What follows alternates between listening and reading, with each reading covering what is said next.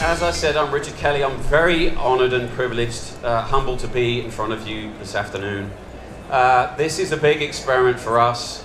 We're very proud. Explorium is the collaboration hub of the Fund Group, which is a 113-year-old company from Hong Kong. And one of the ways we are trying to begin to collaborate with community partners and other businesses and the government outside is by doing some kinds of crazy things. So we decided with our friends from WHub, Karina and the team, that we would begin to create an open innovation challenge by asking people in Hong Kong what were the most pressing problems that were sort of getting in the way of innovation and growth in Hong Kong. This was basically not anything political. It was basically like, how are we going to make this thing happen? And so this afternoon, versus lots of open innovation things, are often about come up with a question and you'll end up with like, here's an app that will help the housing problems of Hong Kong. What we've tried to do is we are asking the teams to come out to basically pitch a question. So we're not pitching ideas, we're pitching questions. Because part of our hypothesis here is that the better the question, the more innovative the answer. So what we'd like your help with is helping us, and the teams will be doing it during the day, is to reframe problems and challenges into these interesting innovation opportunities. So without further ado, I'm going to ask the judges to come out. Karina's the first one, so Karina, come, and I'm going to have the judges introduce themselves as they come out. Karina? I think everybody knows who you are. Woo! Well, thank you. Thank you very much, Richard, for the wonderful introduction. Thank you for coming all. I'm founder and CEO of WHub. Thank you for being here. What's your favorite color? Yellow. Okay. Like the sun, like the passion. Esther Lau's next. Hi, I'm Esther. I'm from Explorium. My favorite color is green. I like this. Leave the mic with Richard. Kane? How are you? Hi, I'm Kane. My favorite color is blue, and I'm the founder of Thinkco, which is an AI consultancy firm. Okay, next one. Ella? Take your microphone. Tell us who you are. Okay, do it. Hi, I'm Ella from Smart Properties. And what's your favorite color? Rainbow. Woo! Okay, next. Please introduce yourself and tell us what you say. Hi, I'm Vince. I work in innovation strategy. My favorite color, this is a left field question, silver. Cool, okay. I think now I'm going to hand it over to one of my colleagues. As usual, I'm not quite sure what's going to happen. So guys, you can sit down. As you know, you're going to hear a series of innovation opportunities that will really phrase as questions and challenges, okay? So, take it away, team. Sanera? Maybe you should introduce yourself. This is the awesome Sanera. Hey guys, my name is Sanera. My favorite color is black, since we're all doing this. Okay, I'm going to be in charge of just calling in the presenters, and what you don't know is over the day we've been helping these presenters build their pitch and reframe the challenge as well with the help of the community that's here today. So I'm going to call in the first presenter. He's Marco Chen, and he's going to talk about resilience and happiness. Oh, cool. Hi, everyone. My name is Marco, and I work in the supply chain and retail industry. So I'm going to talk to you guys today about a topic that's really close to my heart, and a topic that affects everybody sitting in the audience today. This topic is about happiness, resilience, and mental health for Hong Kong. So every year, the United Nations puts out a happiness report index that ranks all the countries in terms of happiness. And happiness is defined as, the financial, access to education, etc. Scandinavian countries are usually at the top. The United States, where I'm from, is ranked 13. Would anybody in the audience like to guess where Hong Kong is ranked on this list? Anybody? What was that? 7? Okay, how about 70? 70. Okay, you know what? Actually, that's quite close. It's ranked 76, and it's dropped 5 places from last year, right behind Iraq. So, to me, this is quite surprising. But that is the context. So today in the workshop, we got together in a team, we collaborated.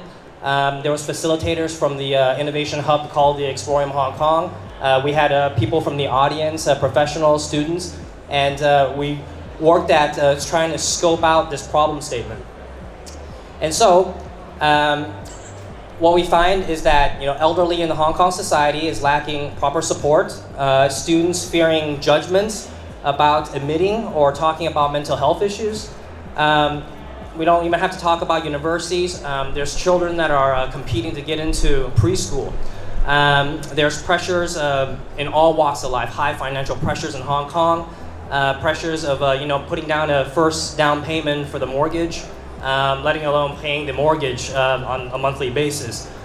And all of these things can make us a little bit unhappy. We even talked about smaller things like social media and how that completely skews the views of society because it doesn't give a good picture of everything. It doesn't. It only talks about the positives. So some of the questions that we must answer are: how do we create the necessary community and support groups for people in need? How do we build a community to have non-judgmental conversations? And what can we do to promote acceptance and empowerment? So our group's takeaway is that we realize that mental health does not discriminate. It doesn't care if you're young or old, if you're retiring or you're taking your first steps into preschool. It doesn't care if you're a local or a foreigner. It affects all of us. And so, it's dark and gloomy, but there's something else that also doesn't discriminate, and that's happiness. So our final question here is, how might we celebrate the resilience of the Hong Kong individual? Because we feel that that's a challenge that's definitely worth solving and an impact worth making. Thank you.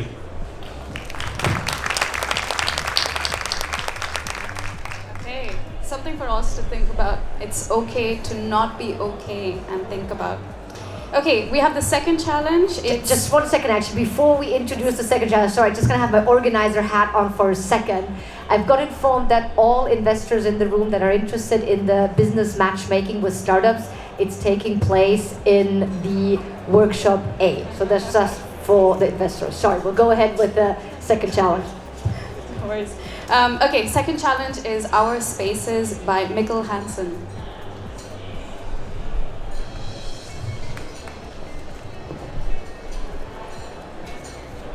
Hi everyone, I'm Mikkel. I was in the second group. I think a lot of what we talked about built a little bit on the first session around sort of some of the pressures in Hong Kong. This challenge was around spaces and access to public spaces. And that's how we started. And actually what we found out was that there's a lot of public spaces in Hong Kong. Some of them are in parks, some of them are in private buildings. But actually we don't use them that much. And maybe the problem is more that all the things that are around us, we don't have them top of mind. When we talk about our mental health, for example, how do we go out there and essentially do some things together that will perhaps relax us a little bit from the constrained spaces of Hong Kong. Also, how might we actually look at some of the alleyways and sort of more unused areas of Hong Kong, the waterfront and many other things, to actually build solutions around those. I feel like the group of people were really passionate about that we kind of utilize our city even more than we already do. So at the end of the day, our how might we was how might we bring public spaces more top of mind in Hong Kong, whether it's for public citizens, for government, for companies, and so on, for tourists as well. Yeah, that's my challenge. Okay. Thanks, Mikkel. We have some time for Q&A, and I miss Malcolm. I'm going to get him back, but do we have questions from the judges for Mikkel? I could ask a question. What target group do you think would benefit most from having more public spaces? What target group do you think would benefit most by having more public spaces? That target group, so individuals. Yeah. Okay, so we talked about that. So this conversation was all about kind of investigating the challenge, I guess, and what we talked about is that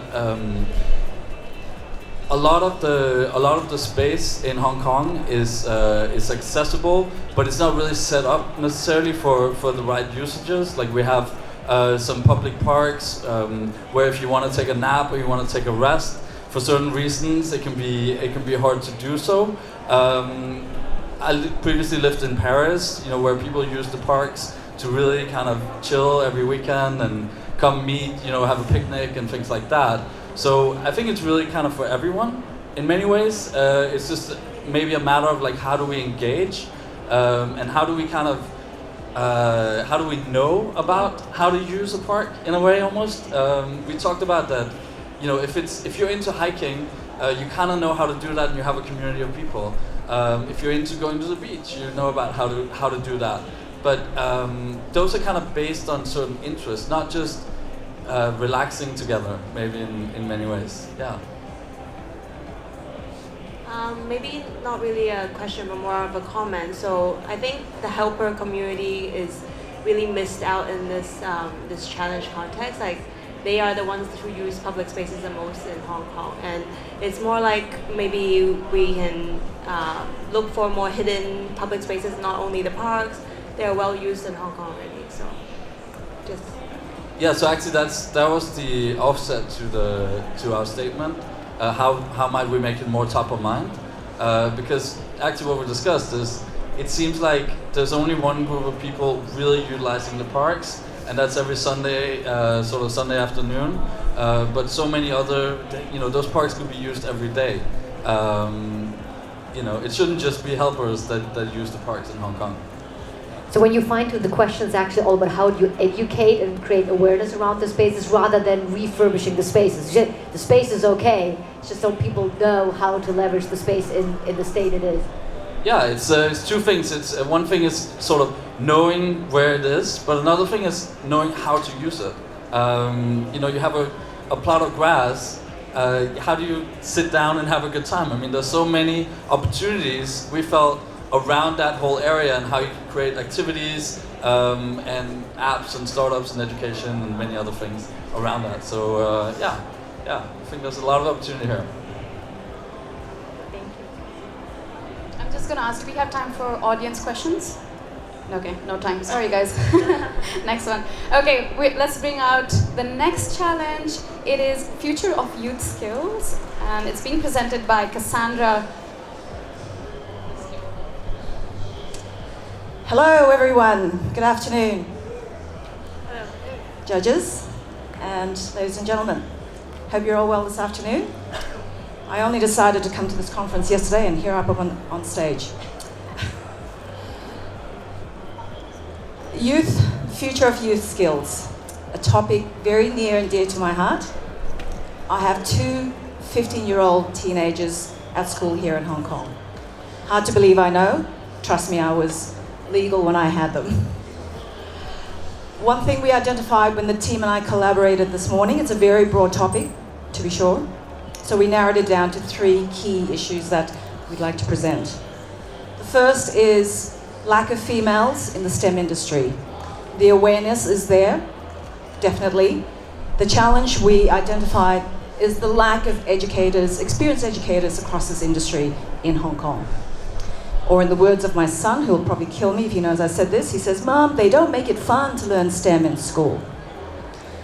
The second one is ensuring the youth of tomorrow have a broad set of, dare I say it, right skills. There's a heavy emphasis on the technical skills or the hard skills. The soft skills are just as important. And let's face it, we're working and living in a much more collaborative environment. They both go hand in hand. And the last one is accessibility and affordability to either learning new skills or relearning. We are living in a very disruptive environment. So for anyone who needs to change careers, how easy is that? So the challenge I leave you with is, how might we create an equal environment to enhance the skills and mindset for the future? Thank you.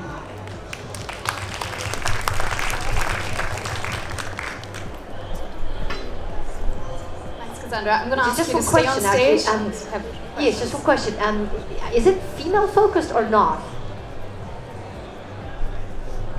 The first one is, yes, around females in STEM, but the other two are definitely broader.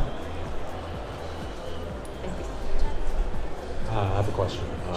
Are you targeting to work with the school system, outside of the school system, or is it just kind of like a broader challenge? Definitely a broader challenge. I mean, I think we start with the school system. Again, as I said, very personal. I have two 15-year-olds in high school, and I hear the stories that they come back with. For example, they just finished their mocks for GCSE, and they weren't allowed for their maths exam to take in a cheat sheet for the formulas. They were all told that they had to memorize the formulas, which to me in this day and age doesn't make any sense because we all just go to Google or something. It should be about how they apply that knowledge, not memorizing maths formulas.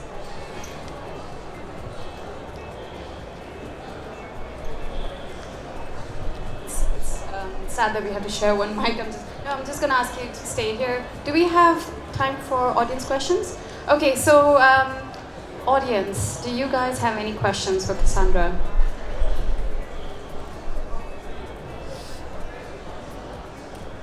It's hard to see your hands, so I'm sort of looking. Okay, that's it. Thanks, Cassandra.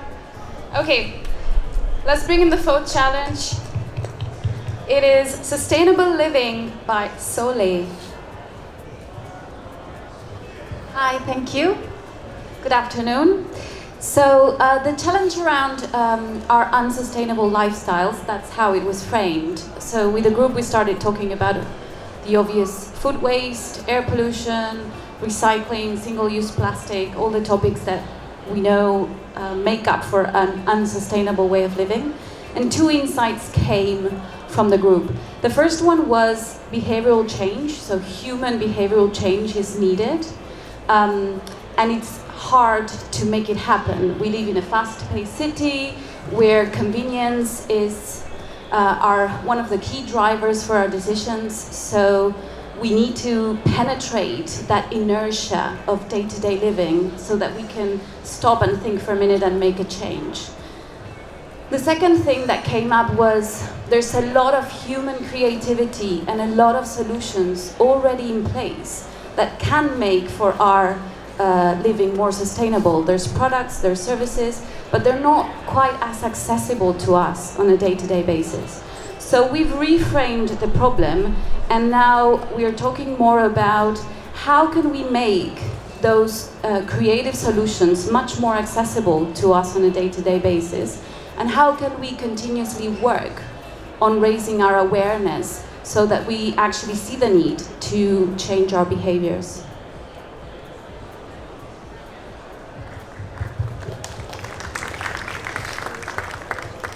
I would have a question. Are you targeting a specific age group? That's a good question. No, not really. So when we talked about the impact of sustainable living, obviously it goes across. What I would say is the differentiator is how you address the different age groups. And when you talk about sustainable living, I guess there's two big groups. There's the producer and the consumer. So why did you decide to focus on changing consumer behavior? Yeah, that's a good question as well. So when you look at the statistic in Hong Kong, most of the majority of the waste, for example, can be tracked to households. So we think obviously industries have a lot to do, but there's a lot that can be done already at a very personal, individual level. So it's out there. It's out there for us to reach, and it's much more accessible. Going back to the premise of the problem as well. Can I just, one point for clarification, so you're talking about sustainability in terms of waste reduction? We're talking about sustainability in general, so not just waste, but also water. We're talking about energy consumption, so everything that has to do with our environmental footprint. I think it's a good way to link up everything back into the core value, which is actually the culture of Hong Kongers in general and their take on sustainability. So maybe take a step back to why is the culture of convenience built up that way, and then we could explore that. Yeah, indeed. Yes, thank you. I'm gonna ask the audience again if you have any questions for Sole. Wow, guys, no questions. Must be really happy. Okay, thanks, Sole. Okay, we're gonna bring in our last and final challenge of the day. It's rethinking education, and it's gonna be presented by Christian Foley.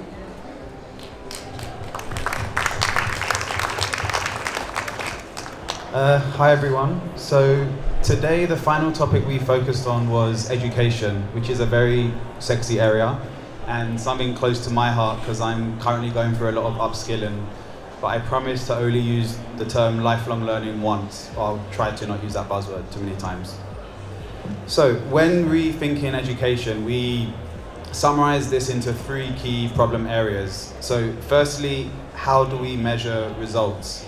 So currently in the education system, it's always a focus on the individual, which isn't necessarily a bad thing. Competition is good, but the focus shouldn't be how can I be better than that person? It can be what can I learn from that person? And what we found is in the education system, there isn't a strong enough culture of developing role models.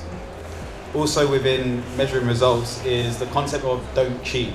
I certainly remember growing up being told don't cheat, the answer's in the back of the book, don't share your answers, and essentially our education system doesn't really foster enough collaboration and sharing in order to iterate ideas and learn and develop yourself.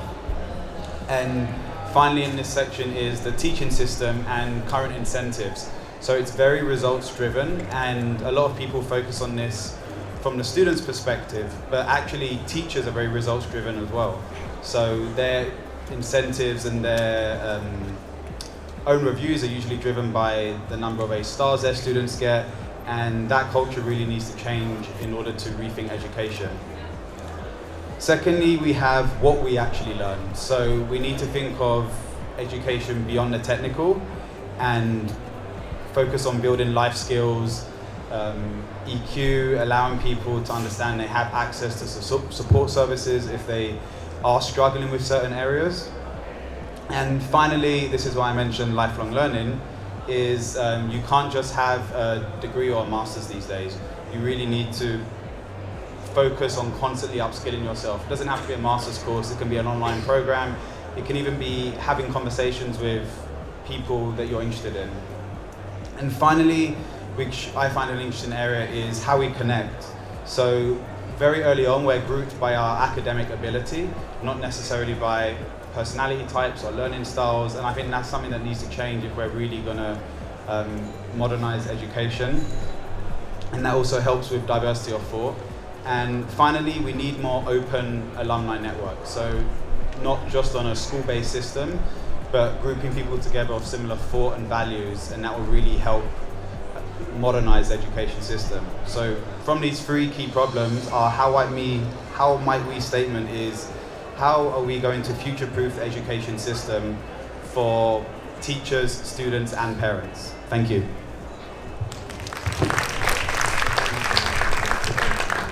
Judges.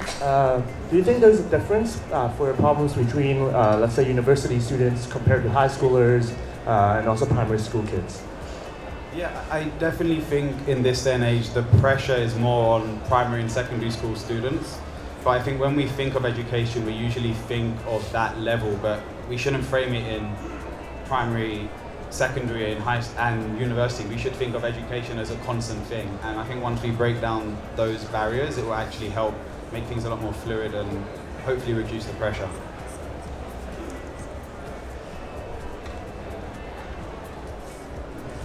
Sorry, this is really disruptive. I have to keep interfering. Questions from the audience again. Last chance, guys. Yay! Okay, I'll give you a mic. Hold on. Oh, there's another word. Okay. So Christian, what is as you think about the framing the problem, what is the, I guess, best myth or assumption that you would like to test? Like if you're beginning to see this in a different way, what is a new set of assumptions that you'd want to test that would actually begin to blow, as you said, the lifelong learning? How would you get to that? I guess it would be that the end result isn't the best way to measure success. So it's about seeing the value in the journey of learning, and I guess that comes from using more of a design thinking approach, which often in education we're like, you have the right answer, now move on. But trying to challenge the fact that the result is the end goal, and really the learning happens along the journey, not just having the right answer at the end, if it's even the right answer.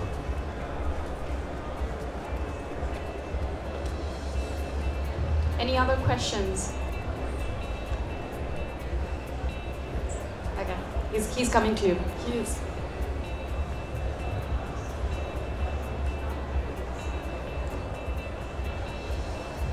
Hi there. Yeah, brilliant. You spoke about lifelong learning. I'm glad you used the word because, in a sense, it really is a luxury in a way. You know, you and I can afford, and people here can afford to lifelong learn or learn for life. But in many places across the world, especially where sort of socioeconomic living conditions aren't so great, lifelong learning is probably a luxury they can't afford. How do we ensure a system that you propose that is sort of future-proof, where we sort of disband, primary, secondary, and tertiary education, where it's sort of it is a complex system, but it's also a simple system in sort of other places in the world. How do we ensure they can embrace the concepts you've proposed? Because in a lot of ways, they are luxuries, and a lot of places in the world won't be able to access and afford them, let alone continue with them. Sure. I think there are two ways. Firstly, our value system needs to change on what we classify as the best education. So it doesn't have to be a degree from Stanford, but seeing various mechanisms of learning that are free or of little cost as one method. And finally, including multiple stakeholders. So I think we haven't really spoken in a lot of these topics about government, and a lot of the times it comes down to policy. We can innovate and suggest the best solutions possible, but we need government involvement as well. So it's not just looking to corporates and startups, but governments, and also trying to engage citizens as well. Because a lot of times we think we know the problems and the solutions, but there's not as much primary user research testing as there could be. And the user doesn't have to be a customer. It can be a citizen, a parent, a mum, a dad. So I think those are two potential areas.